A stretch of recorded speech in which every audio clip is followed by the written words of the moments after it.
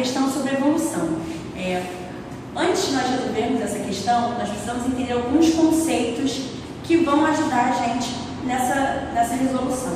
O primeiro deles é sobre a divergência adaptativa. No processo de divergência adaptativa, nós temos um ancestral comum que vai determinar, ao longo de muitas gerações, seres vivos com características, com órgãos, com funções que podem ser diferentes ou iguais, mas a origem é a mesma, desse mesmo ancestral comum. Como, por exemplo, nós temos as nadadeiras, de baleias, patas dos demais tetrápodes e asas de aves e mamíferos. Elas têm a mesma origem, ancestral, mas elas podem ter a mesma função ou não, de voo, locomoção ou nada, ok? Outro conceito que nós precisamos ter é de convergência adaptativa.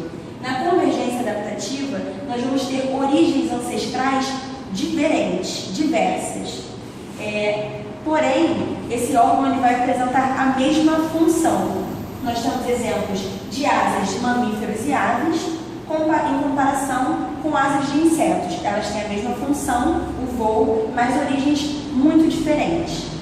Outro exemplo seria a respiração cutânea presente em anelídeos e anfíbios. A mesma coisa, origens diferentes, mesma função, ok? Então daí nós já podemos responder a questão A e a B. Na A, ele pede que você diga qual é o processo evolutivo que envolve a asa do morcego e a asa do inseto.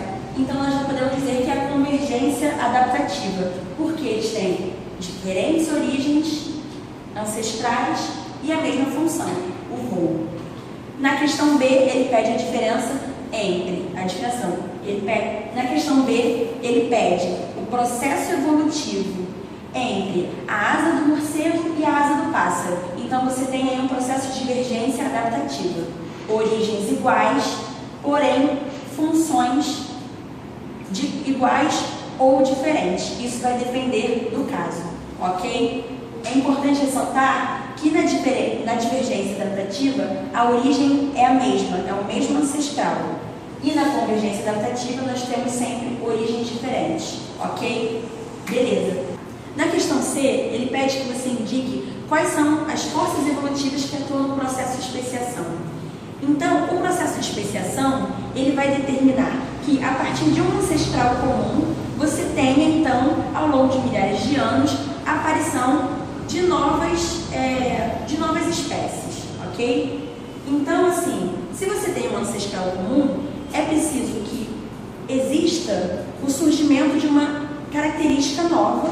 Então, você tem o surgimento de uma característica nova a partir do quê? Da mutação, tá? Então, a mutação permitiu o surgimento dessa característica nova e essa característica nova foi selecionada positivamente a partir do ambiente com suas pressões em cima desse indivíduo.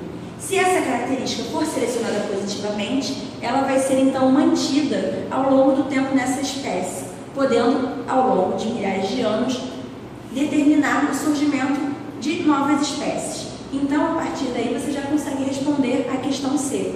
Os processos evolutivos que atuam na especiação são mutação, permitindo a origem dessa característica nova, e a seleção natural, que vai permitir que essas características novas, sendo benéficas, sejam selecionadas positivamente, permitindo que esse indivíduo adaptado àquele ambiente sobreviva e passe essas características adiante. Então aí a gente já conseguiu entender divergência adaptativa, convergência adaptativa, mutação e seleção natural. Em breve a gente volta então com novas questões.